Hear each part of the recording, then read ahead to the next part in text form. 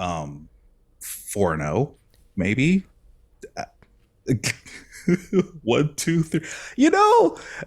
We could talk about that one if it could be a potential 4-0 for the Seahawks in this video today. Hey, you can't talk 4-0 unless you were 3-0 getting here, all right? So, we'll take what we get. Exactly. Definitely will take that. But yeah, everyone, this is the video. We're going to just talk about the Seahawks facing the Lions on September 30th on Monday Night Football. I think Prime this time, is our baby. first prime time. Yeah, first prime time game of the season. As always, because anytime the Seahawks and the Lions get together, they've been primetime games in the past too. So, Hey, this and ain't yeah, no this ain't no Thursday night game, all right? Like, I don't that's know. very true. I don't know if I showed you this, but I was at a bar on Thursday night, and it was Thursday Night Football's on Amazon Prime. NFL Network was showing literal X's and O's moving around on a screen with like a little sticker of a football following an X or an O as it was moving around. Oh, It was that's the level of production that you're getting on a Thursday Night Football. But we're talking Monday night. This is a big game. yeah. Monday night, after all the other games are said and done, now we have just this game, right? It's probably our Um, first. It's our first real game of the season in terms of like first yes. tough matchup. I shouldn't say real game. That's disrespectful. But let's call it how it is. The first three games are games that we should have won. This week we're an underdog a little bit, aren't we? Oh yeah, for sure. Definitely underdogs, especially after how we played in the last three games. Yes, we won them, but of course, how the NFL as a whole sees us, we will be the underdogs compared to the Detroit Lions, who, a lot of analysts are saying are going to be like they're a favorite to host especially now with where the 49ers are currently. Uh, like they're the leading favorite behind in front of the 49ers for representing the NFC in the Super Bowl. Yeah. I mean, where do we want to start with this one? Like, what is the matchup to look for with from the Lions with the Seahawks? I think.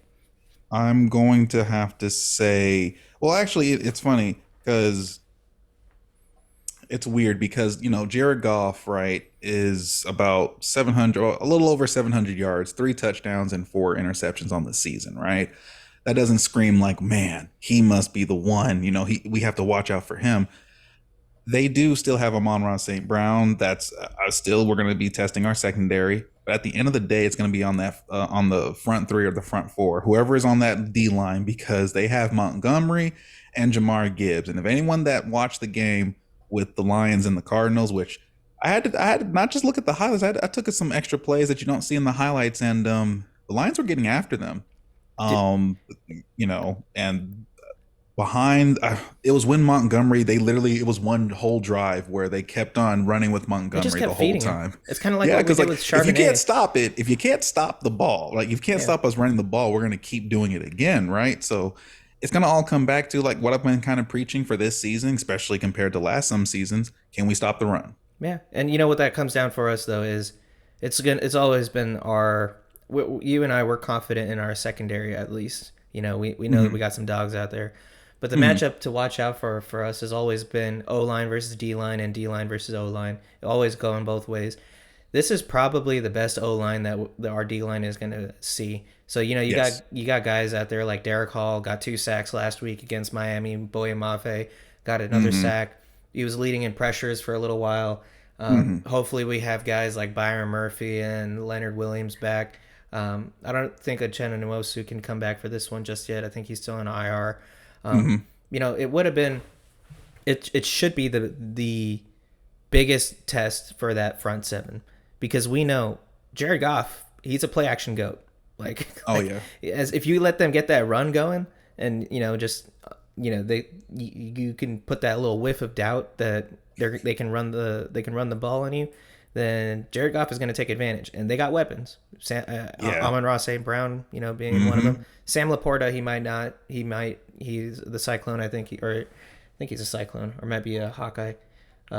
No, I think he's a Yeah, he's Hawkeye. out. But So yeah, far, he's questioned. He's questioned. I wouldn't say out. He's questionable right now because he got injured in the game with a low ankle, like a low ankle sprain. So I don't know what the grade and all that is on it. But right now, they're just looking at him as questionable.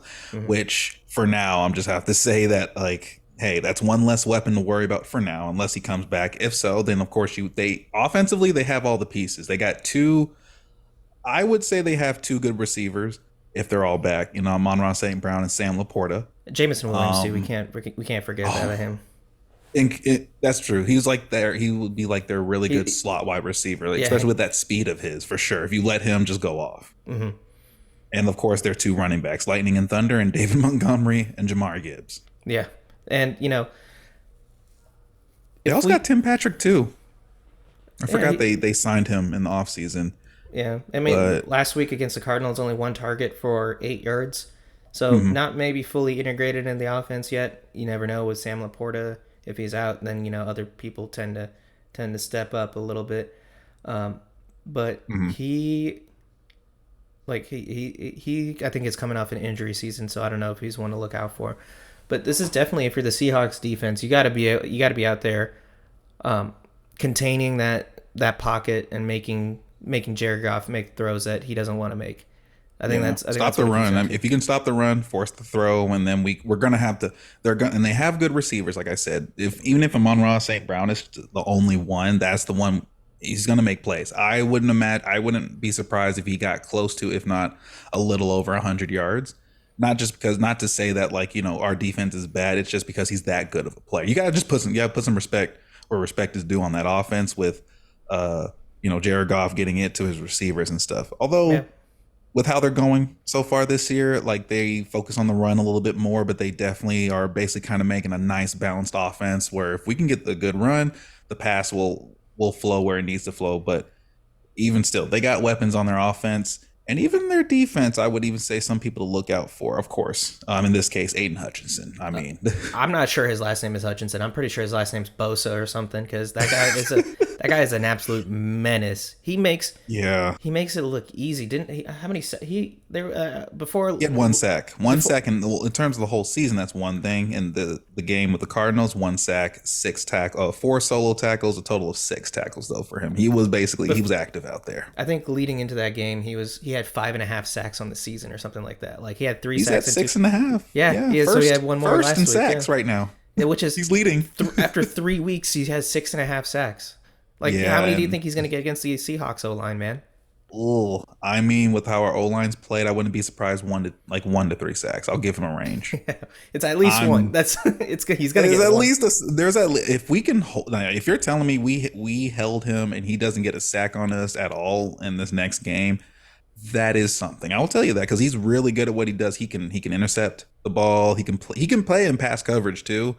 The man's just big. He's grown into his own and with the Lions. And again, I was always jealous that the Lions could get that pick, but yeah, him. And then I will say Brian Branch, the safety from Alabama. That is another person First you year, got to he's a rookie, watch. right?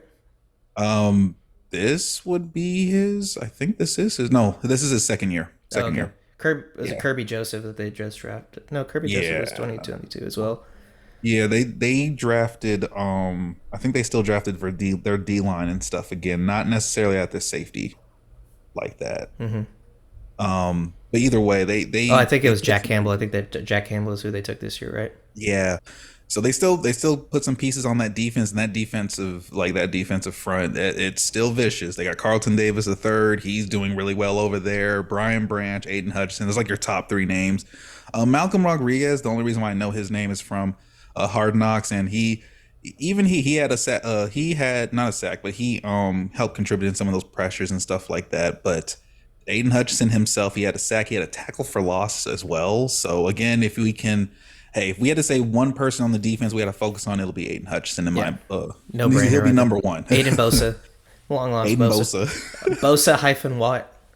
That guy right? is so fun to watch when he just makes it look easy, man.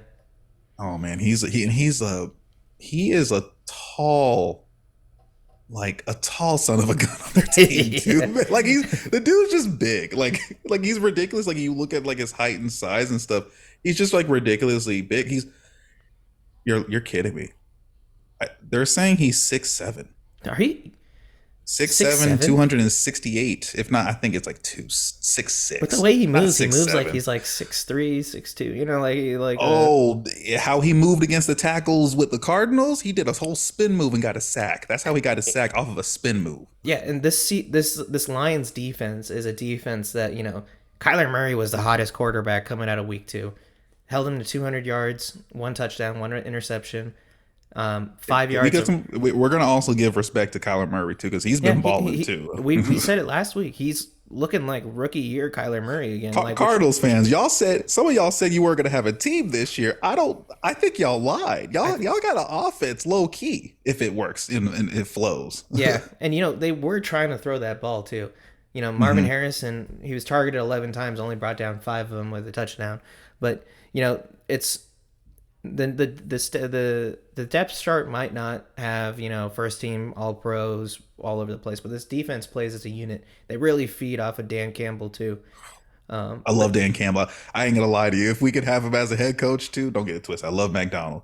I'm just saying, before McDonald came into Seahawks, I was like, man, Dan Campbell, if he was a Seahawks head coach, that'd be so good. He's been doing well for the Lions what's too. what's his coffee order again? He's got like two Oh, you mean 40-ounce coffees with 2 shots of espresso in each of them or something like that. that's wild because I believe it. And then of course now he does acting because because Has he even really? my fiance, yeah, well, he did the commercials for Applebee's and he'd be like, hey, welcome to Applebee's. He's like, can I take your order? Like he did the whole Yeah, thing like yeah. behind the thing, and they're like, no, what are you doing? What are you doing? You got to cover your mouth. They're gonna steal. They're gonna steal your order.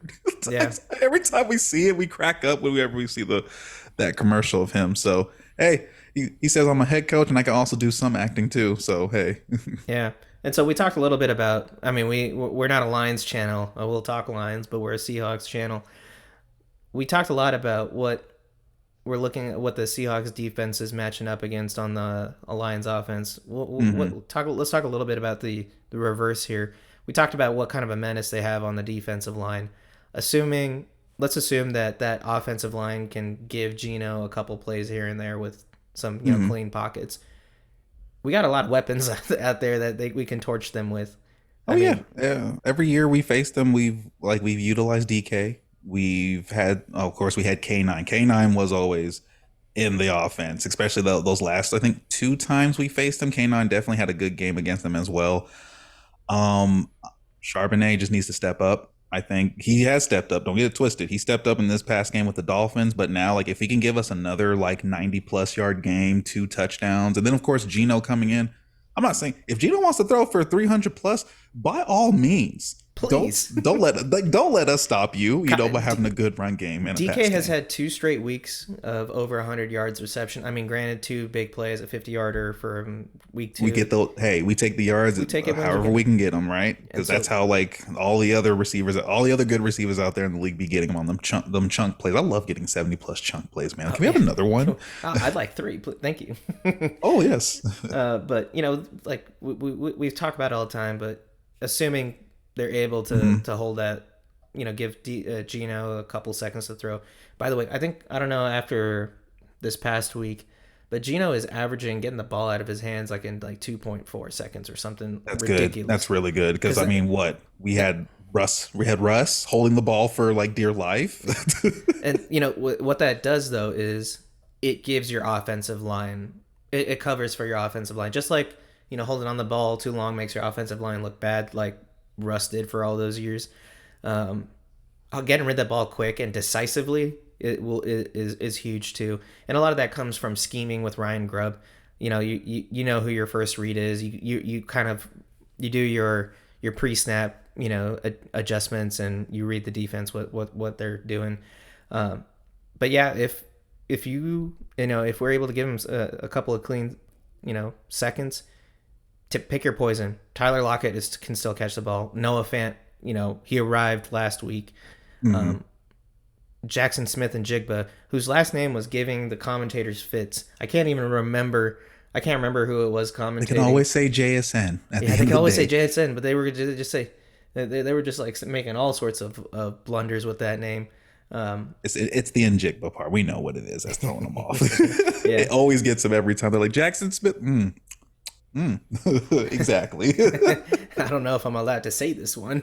Put some respect on his name, man. But Yeah, offensively, that's like some of our keys. Defensively, stop the run. If we can stop the run, that's going to be a whole different ball game to face. yeah, Um, every week I'm going to say this: can we stop the run? Because of our past year, past like couple of seasons, Can we stop the run or at least mitigate the run game? I can't say stop it like, oh yeah, we're gonna hold them to like 35. I don't know if we're gonna hold Montgomery and Gibbs to like 35 total yards or 50 total yards. Would love to, but how they utilize them and stuff like that in their offensive game. It's not just the play actions, it's like the dink and dime screens and all that type of stuff they do, especially the whole the play where Amon-Ra St. Brown just chucked the ball, like he actually just passed the ball to Jamar Gibbs after he caught the ball. And I said, "Oh no!" And This that was how they scored that touchdown. that is what makes me nervous. Is that is a fucking Chiefs play, and these guys have all the confidence in the world, and they're running that stuff out there. And like Yeah. I think Travis Kelsey has literally done that with like not Rasheed Rice. He did with like Mecole Hardman or something like that, where Hmm. he catches the ball and just whoop, and then Oh man. runs And in the for a Cardinals touchdown. and the Cardinals are like a dynamic team with like they can either run the ball with Kyler, throw the ball, or even run the ball again. They got all the pieces too. So and like I thought the Cardinals were going to be a little bit bad this season, so I put some disrespect on the Cardinals name. Shout out to our friend Oliver from before. I put some disrespect on their game, and the Cardinals were actually kind of coming back in that game, but their defense held down, and they had two scores. The Lions had two scores, and held down with their defense. So their defense can actually hold that defensive line. If we can't control, basically like you were basically bringing up, it's all in the trenches. If we can control the trenches, we can control the game and our fate. Because otherwise, if Gino has to scramble for his life, Gino is not Russell Wilson where he can make magic happen if everything breaks down. I will say Or that. Kyler Murray, for that matter.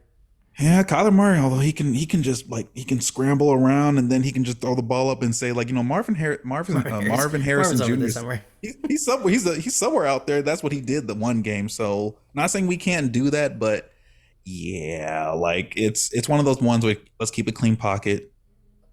Let's like we were saying in our previous video, let's just dumb down. Let's get rid of those mistakes. Let's run the ball some more. Keep doing what we're doing with the ball. Hey, if Gino has a great game, nice. If we have a great game on the ground, nice. Can we keep scoring though? Because we need to score on every single thing too. Because the Lions, I'm not going to play with the Lions. I'm taking them seriously. This is a playoff team we're facing this week. I don't know where or how far they'll go in the playoffs, but the Lions are. It's a defined playoff team. These past three games, great teams that we've in my opinion, like the Patriots. Like if Tua was there, even with Tua not being there, they still could have like used. They still had Tyreek Hill and all of them with the Dolphins, right? Any team, it doesn't matter where they are, they can still every And week and Mike is McDaniel defined. calling plays too. Let's not forget And that. Mike McDaniel calling plays because he comes from the Kyle Shanahan tree himself. So Yeah, at the end of the day, like we could have lost all these games, could have been the 0-3 team going into this game yeah, with the 3-0 Lions. and So I think this game leading up to it too. We chatted about this a little bit. Um, there's a lot of similarities in between these two fan bases, and I think yeah. that has turned this game into a pseudo rivalry. To say, I think a lot of, I mean, we got a lot of character, I guess we'll call it. Which is a nice way of saying we've been fans of shitty teams for a very long time, and now that things are turned around. I mean, you can't say that about the Seahawks as much because the Russell Wilson era, but leading up to the Hmm. Russell Wilson era, Of and then course. halfway through, then you got the Lions coming up. So well, there's a little bit of overlap, but I think both of these teams appreciate the ride that they're on right now for sure. Hmm.